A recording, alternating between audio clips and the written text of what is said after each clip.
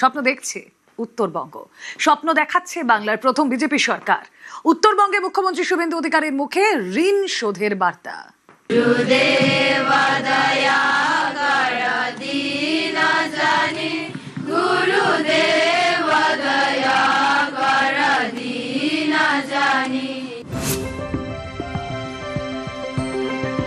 দু 2014 সাল থেকে দেশে মোদী সরকার, তারও আগে 2009 থেকে পদ্মের হাত ধরেছে উত্তরবঙ্গ।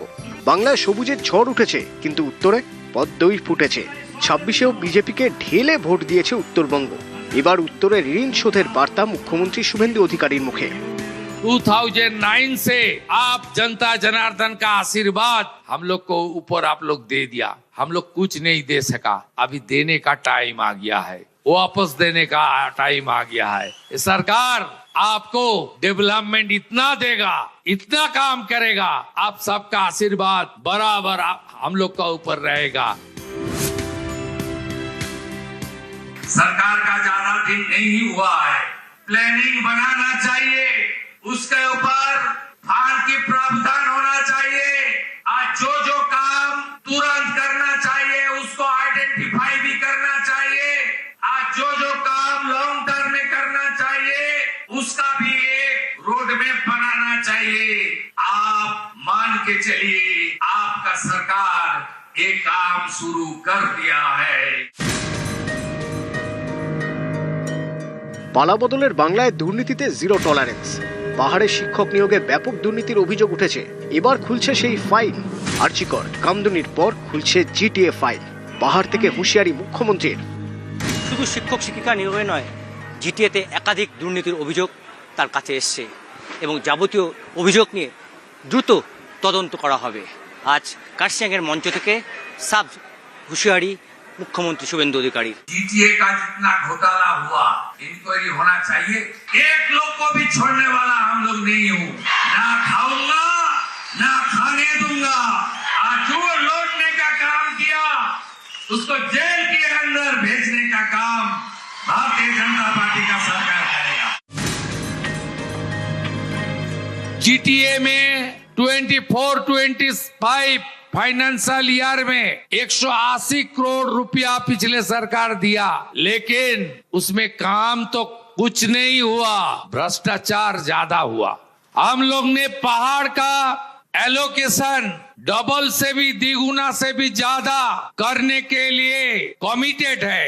कालिम्पोंग में मेडिकल कॉलेज से लेकर राजमार्ग, state highway, PWD road, GTA maintain road, municipality panchayat area का रास्ता, छोटा सा हमारा ब्रिज और कनेक्टिविटी के अच्छा करने के लिए एक रोड मैप भी सरकार बना रहा है। पहाड़ में जितना स्कूल है उसको प्रधानमंत्री पीएम श्री योजना के अंदर स्मार्ट एजुकेशन सेंटर और स्मार्ट क्लासरूम बनाने का काम भी हमारी प्लानिंग में है।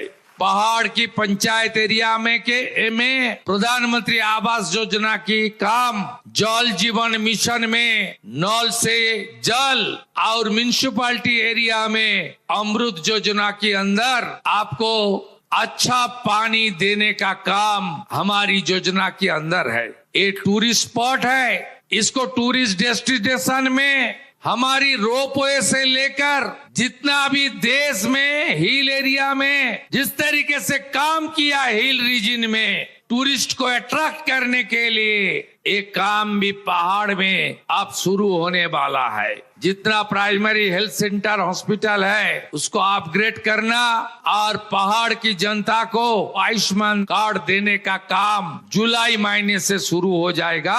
ये बहुत खुशी की बात है, पहाड़ के लिए बहुत ही अपॉर्चुनिटी है। और अभी तक पहाड़ में कोई ऐसा बड़ा मेडिकल कुछ नहीं था, तो पहाड़ में मेडिकल आने का सबको हमें सिलगड़ी में आना पड़ता था। अभी एक मेडिकल कॉलेज कुछ भी नहीं है, तो पहाड़ के लिए बहुत खुशी की बात है और जनता के लिए बहुत राहत मिलेगा। वहाँ के बासिंदा के लिए सीएम को बहुत बहुत धन्यवाद देना चाहते हैं हम पहाड़ी वासी। आपका प्यारा लैंग्वेज से ही हम लोग करेगा और आपको खाते में डीबीटी का दौरा आपको रुपया भी मिल जाएगा। पिछले जो लैंडस्लाइड हुआ था 2025 में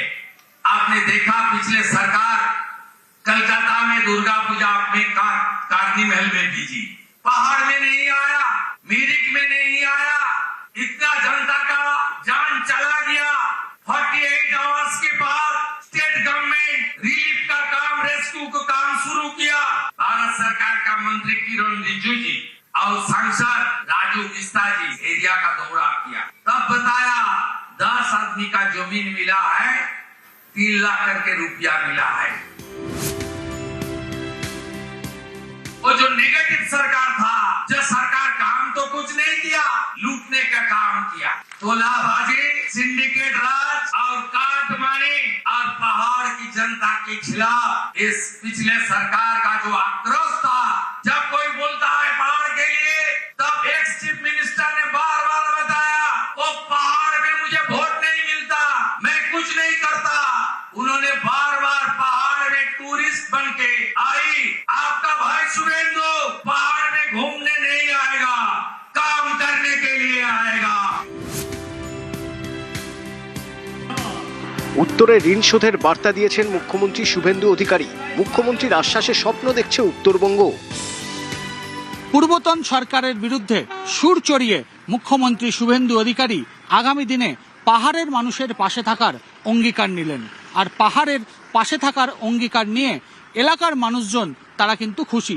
তারা বলছেন মুখ্যমন্ত্রী শুভেন্দু অধিকারীর ওপর তাদের ভরসা আছে এবং আগামী দিনে মুখ্যমন্ত্রী যে সমস্ত প্রতিশ্রুতি বা আশ্বাস দিলেন তা বাস্তবায়িত হবেই, এমনটাই বিশ্বাস পাহাড়ের মানুষজনের। अभी सब लोग खुश है। पिछले जो सरकार था उससे यहाँ का लोग उतना खुश नहीं है। शुभेंदु अधिकारी जो आ रहा है ना, वही आकांक्षा इच्छा यहाँ का लोग का है। वो आके कुछ ना कुछ पहाड़ के लिए, पहाड़ के लोगों के लिए अच्छा कुछ खबर, कुछ समाचार देगा। पहाड़ के डेवलपमेंट के लिए जो मुख्यमंत्री ने बोला है ना, हमको इतना अच्छा लगा है। हम लोग को तो वही चाहिए ना, डेवलपमेंट चाहिए। हम लोग का बच्चा लोग जो पढ़े, एजुकेशन काम देने से हम लोग और भी खुश हो जाएंगे। पिछले सरकार था, हम लोग ममता बनर्जी दिया ने कुछ नहीं दिया। পালাবদলের বাংলায় উত্তরবঙ্গে বঞ্চনা আউট, পাহাড়ে এখন শুধুই ভরসা আর উন্নয়নের স্বপ্ন। आप लोग तो भय आउट कर दिया, आप कर दिया जनता जनार्दन ने। अभी भरोसा का सरकार है, भरोसा का सरकार आपको साथ देगा। পার্থপ্রতিম সরকার ও ভেঙ্কটেশ্বর লাহিড়ী, নিউজ 18 বাংলা। রাজ্যের পর্যটন মানচিত্রে আরো এক নতুন নাম, কি? হলদিয়া। বন্দর শহর হলদিয়াকে এবার নতুন সাজে সাজিয়ে তোলার ভাবনা পূর্ব মেদিনীপুর জেলা প্রশাসনের। পর্যটন দপ্তরকে প্রস্তাব পাঠাবে জেলা প্রশাসন।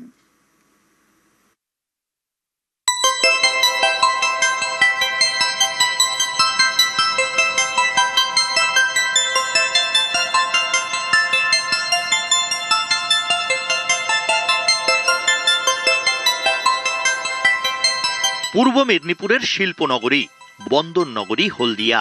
অস্তমিত সূর্যের আলোয় নদীর গায়ে হলুদ, লাজে রাঙা কোণে বউ। দেখেছিলাম সেদিন হলুদ সন্ধে, বসেছিলে তুমি হলুদ গায়ে, হলুদ শাড়ি সবুজ সাদা পাড়ে, আলতা রাঙা পায়ে।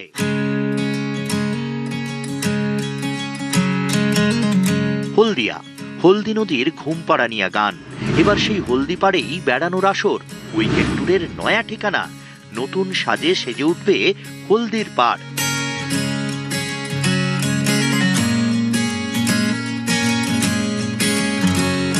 সরকারের পালাবদলের পরেই পূর্ব মেদিনীপুরকে নতুন সাজে সাজিয়ে তোলার ভাবনা পূর্ব মেদিনীপুর জেলা প্রশাসনের। সাজগোজের ব্লুপ্রিন্টও রেডি।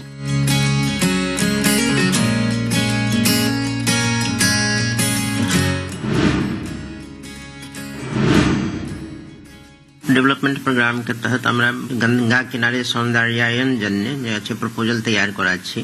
আমি হলদিয়া আর জিওখালি এরিয়া যে আছে, যেখানে জিওখালিতে হলদি নদী আর রূপনারায়ণ নদী মিশছে, তো ওখানে একটু ভালো টুরিস্ট স্পট হতে পারে। আর আমাদের জেলায় যে আছে পর্যটন নিয়ে খুব ফেমাস আছে, অনেক স্কোপ আছে। এই ছাড়া অন্য জায়গা भी আমরা এদিকে भी और দেখছি কি পাথরচাটা वगैरह যে আছে এরিয়া, যেখানে এখানে খজুরি में भी আছে সিল, मतलब লোনলি সি বিচ এখন পাওয়া যাচ্ছে। তো ওখানেও যদি কিছু আমরা ডেভেলপ করতে পারি, আর সঙ্গে সঙ্গে এই হলদিয়া সাব ডিভিশনে জিওখালি আর হলদিয়া টাউনশিপ দিকে, ওইদিকে भी আমরা প্রপোজাল রেডি করাচ্ছি। ভাইবল হলে ট্যুরিজম ডিপার্টমেন্ট নিশ্চয়ই অ্যাকসেপ্ট করবে, আর আমরা আশা রাখছি জরুর ফলীভূত হবে। আমাদের এখানে কলকাতা গঙ্গার পাড়ের মতন হলদি নদীর পাড়ে আমাদের যে দুটো ঘাট আছে সেই দুটো ঘাটের মাঝখানে ওখানে বেদি তৈরি করে আমরাও সন্ধ্যা আরতি ওখানে যাতে প্রতিদিন হয় ব্যবস্থা করব। বন্দর শহর হলদিয়া বঙ্গোপসাগরের গা ঘেঁষা এক ছোট্ট শহর। দিনভর বন্দরে জাহাজের আনাগোনা, নদী পাড়ের সবুজ গালিচায় প্রাণের আরাম।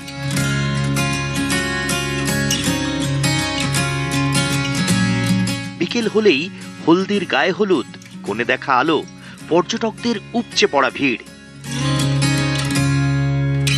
এবার এই হলদি পাড়েই বেড়ানোর হাতছানি, হারিয়ে যাওয়ার নেই মানা। এখানে পুরো নদীর হাওয়াটা আসছে, আর বসার জন্য আরো ভালো জায়গা হয়ে গেলে মানুষের জন্য তো খুবই ভালো হবে। আমরা খুব খুশি হব, আরো ভালো জায়গা হবে আর কি। টুরিস্টরা খুশি হবে মনে হয়। একদম একদম, টুরিস্টরা তো খুবই খুশি হবে, আর আরো টুরিস্ট অ্যাট্রাকশনটা বাড়বে এই দিকটা। সবাই এখানে খুব ভালো না যে পরিবেশটা, তো সবাই নিজের মনটাকে ভালো করতে আসে। আর সরকার যে উদ্যোগ নিতে চাইছে কতটা ভালো? খুবই ভালো লাগলো আমার। আমি হলদিয়াতে থাকি, তো এবার হলদিয়ার মানুষের খুব ভালো লাগলো। পর্যটনের ভালো একটা পীঠস্থান হয়ে যাবে। ভিড় কেমন হয়? ভিড় হয় শনি রবিতে নদীর পাড়ে কম করে 3-4 হাজার লোক কম করে যাওয়া আসা করে। প্লাস হচ্ছে সারা দিন তো এমনিই আছে, সেগুলো তো কম থাকে, কিন্তু বিকেলের দিকটাতে মেনলি বিশাল ভিড় হয়।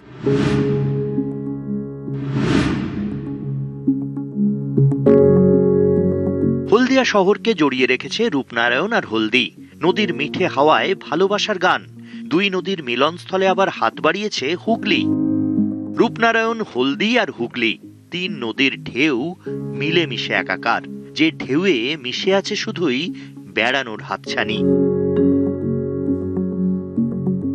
নদী ঘেরা হলদিয়া, হলদি নদীর তীরে হলদিয়া, সেই হলদিয়ার সৌন্দর্যায়ন একই সঙ্গে নদী তীরবর্তী জেলার গেঁওখালী সহ অন্যান্য উপকূলীয় এলাকাকে ঘিরেও পর্যটনের প্রয়োজনীয় পরিকাঠামো গড়ে তুলতে চাইছে জেলা প্রশাসন।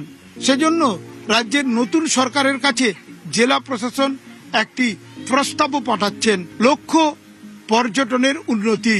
শিল্প শহর হলদিয়া, তাকে ঘিরে পর্যটনের যে সম্ভাবনা রয়েছে তা আরও ভালো করে গড়ে তুলতেই এই উদ্যোগ বলে জানাচ্ছেন জেলা শাসক নিজেই।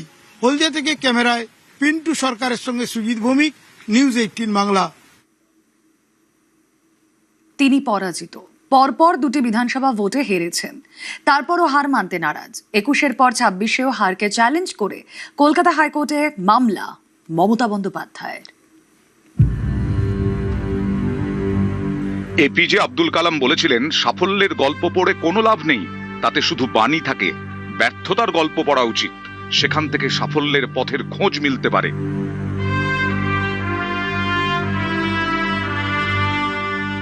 কিন্তু ব্যর্থতার গল্প পড়তে হলে তো আগে ব্যর্থতাটা স্বীকার করতে হবে। হেরে গিয়েছি সেটা তো আগে মানতে হবে। অনেকে যা মানতে পারেন না। কেন, কিসের জন্য? আমরা তো হারিয়ে নিয়ে যাব। We didn't lose the election, it is their forceful attempt to defeat আস।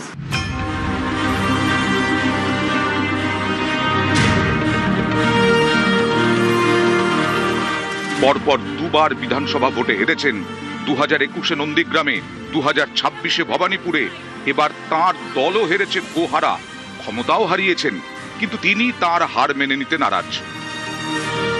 তাই ভোটের ফল চ্যালেঞ্জ করে ফের আদালতে।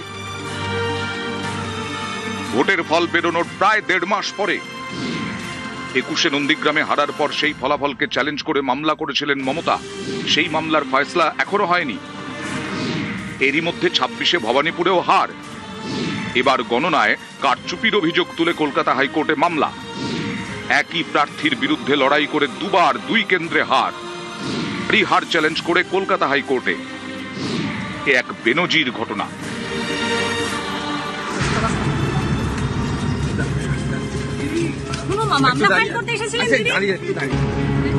2011 সালে পরাজয় নিশ্চিত হওয়ার কয়েক ঘন্টার মধ্যেই রাজভবনে গিয়ে পদত্যাগ করেছিলেন বুদ্ধদেব ভট্টাচার্য।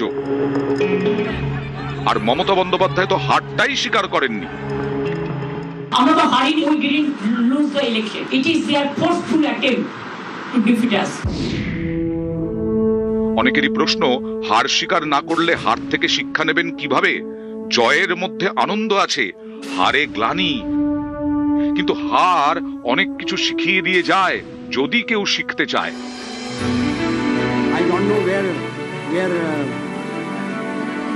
1996 সংখ্যার অভাবে 13 দিনেই রণভঙ্গ দিতে হয়েছিল অটল বিহারী বাজপেয়ীকে।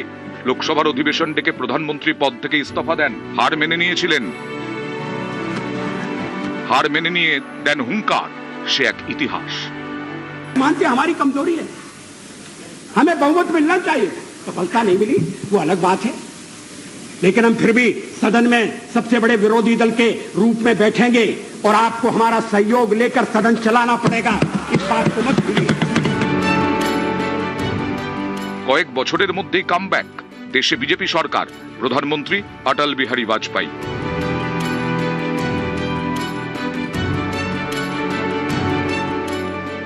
এবার দেখুন ইন্দিরা গান্ধী কি করেছিলেন। একসময় বলা হতো ইন্দিরা ইজ ইন্ডিয়া, সেই ইন্দিরাই ভোটে হেরেছিলেন। জরুরি অবস্থার মূল্য তাকে চোকাতে হয়েছিল ভোটে। নিজের গড় উত্তরপ্রদেশের রায়বেরেলিতে ইন্দিরা হেরেছিলেন রাজনারায়ণের কাছে। ভোটের আগে যার নামও কেউ জানতেন না। ইন্দিরা হেরেছেন, হার মেনেছেন, লড়াই করেছেন, কামব্যাক করেছেন। 1980-তে ফের প্রধানমন্ত্রী ইন্দিরা গান্ধী দেখিয়ে দিয়েছিলেন এভাবেও ফিরে আসা যায়। অনেকেই তাই মনে করেন জয়ের থেকেও কামব্যাকে গৌরব বেশি। কিছু কিছু মানুষ কিছু ভ্রান্তি বিলাস নিয়ে বেঁচে থাকেন, আইন বা আদালত তাকে সুরক্ষা দেবেন। আমার মনে হয় প্রাক্তন মুখ্যমন্ত্রীর এটা একটা ভ্রান্তি বিলাস, এটাও অচিরে চুরমার হয়ে যাবে। 21-এর ভোটে হারার পর মমতা বন্দ্যোপাধ্যায় প্রশ্ন তুলেছিলেন নন্দীগ্রামের গণনা কেন্দ্রে লোডশেডিং নিয়ে। 26-এ হারের পর তার নিশানায় গণনা প্রক্রিয়া। হেরে গেলে হাজারো অভিযোগ, জিতে গেলেই সব ঠিক। গত কয়েক বছর ধরে একের পর এক ভোটে বিজেপির কাছে হেরে চলেছে কংগ্রেস। প্রতিবারই হারের পর ইভিএম নিয়ে প্রশ্ন তোলেন রাহুল গান্ধী, অথচ সেই রাহুলই চুপ থাকেন যখন তার দল কেরলে যেতে কিংবা তামিলনাড়ুতে কুর্সির কাছে পৌঁছে যায়। তখন ইভিএমে কোনো কারচুপি দেখতে পান না। বিজেপির বক্তব্য, 2024-এর লোকসভা নির্বাচনে তো নরেন্দ্র মোদী নিজে স্লোগান দিয়েছিলেন আব কি বার 400 পার, অথচ দেখা যায় 240টা আসন পেয়েছে বিজেপি। ইভিএমে কারচুপি করলে তো নিজেদের 300 আসন অন্তত নিশ্চিত করে নিত বিজেপি। অযোধ্যায় মহা সাড়ম্বরে রাম মন্দির উদ্বোধন করেছেন নরেন্দ্র মোদী। গত লোকসভা ভোটে সেই অযোধ্যা আসনে পিছিয়ে ছিল বিজেপি। ইভিএমে কারচুপি করা গেলে নিশ্চয়ই এরকম ফল হতো না। 240কে মেনে নিয়েই মোদী এগিয়েছেন, ভুল শুধরে নিয়েছেন, যার ফল একের পর এক ভোটে জয়। বাংলা বিহারের মতো রাজ্যেও পদ্ম ফুটিয়েছেন তিনি। এই সাফল্য পেয়েছেন কারণ হারকে মেনে নিয়েছেন, হার থেকে শিক্ষা নিয়ে এগিয়েছেন। আর যিনি হারটাই মানতে পারেন না, তিনি আর হার থেকে শিক্ষা নেবেন কি? তখন গন্তব্য হাইকোর্ট, ভোটে হেরে কোর্টে। নিউজ 18 বাংলা। রাজারহাট নিউ টাউনের পরাজিত তৃণমূল প্রার্থী তাপস চট্টোপাধ্যায় কি মনে করেন? সংখ্যালঘু ভোট মানেই তৃণমূল? না হলে তার হেরে যাওয়া কেন্দ্রের সংখ্যালঘু বুথে তৃণমূলের ঝুলিতে মাত্র 5টি ভোট কেন? এই অভিযোগ করেন কিভাবে? আজব অভিযোগ নিয়ে কলকাতা হাইকোর্টে মামলা পরাজিত প্রার্থী তাপস চট্টোপাধ্যায়ের। গণনাই হয়নি, এটি মুসলিম বুথে আমি নাকি 5 ভোট পেয়েছি, সিপিএম 1 ভোট পেয়েছে। দল আর রাজ্যের শাসনে নেই, বিজেপির কাছে চুরমার হয়ে গিয়েছে 15 বছরের তৃণমূল দুর্গ। কিন্তু এই হার অনেক নেতাই যেন মেনে নিতে পারছেন না, তাই ছুটছেন আদালতের দুয়ারে। রাজারহাট নিউ টাউনের পরাজিত তৃণমূল প্রার্থী তাপস চট্টোপাধ্যায় ভোট গণনায় কারচুপির অভিযোগে কলকাতা হাইকোর্টে মামলা করেছেন তিনি। রাজারহাট নিউ টাউনে পুনর্গণনার দাবিও জানিয়েছেন। বিজেপির পীযূষ কানুরিয়ার কাছে 316 ভোটে হেরেছেন তৃণমূলের তাপস চট্টোপাধ্যায়। হাইকোর্টে করা মামলায় তাঁর অভিযোগ, ভোট গণনায় কারচুপি হয়েছে। সংখ্যালঘু অধ্যুষিত একটি বুথে মাত্র 5টি ভোট পেয়েছে তৃণমূল। গণনাই হয়নি, এটি মুসলিম বুথে আমি নাকি 5 ভোট পেয়েছি, সিপিএম 1 ভোট পেয়েছে। কাউন্টিং এজেন্ট মেরে ধরে বের করে দিয়ে বলতে পারেন যে একদম রাষ্ট্রীয় সন্ত্রাস। আমার আদালতের কাছে বিচারাধীন, মানুষের রায় রিফ্লেকশন যেন বিষয়টা আসে, এটার জন্য আমি আবেদন করছি। আবার চাইছি, আমি চাইছি আদালতের তত্ত্বাবধানে। রাজারহাট নিউ টাউনে আমি মিনিমাম 20,000 বেশি ভোটে আমি জিতেছি। প্রায় 95-এ তার বেশি ভোট হচ্ছে সেখানে সংখ্যালঘু ভোট। সেই রকম বুথে যে ন্যারেটিভে ভোট হয়েছে এবছর, সেই ন্যারেটিভে তিনি কি করে মাত্র 5টা ভোট পান এবং সেখানে কি করে হিউজ ভোট পায় বিজেপি, এই প্রশ্ন তিনি তুলেছেন মামলায়। এবং তার পরিষ্কার অভিযোগ, নির্বাচন কমিশন নিরপেক্ষভাবে কাজ করেনি, তাই তাকে এখানে তার জয়টাকেই কার্যত পরাজয় হিসেবে দেখানো হয়েছে।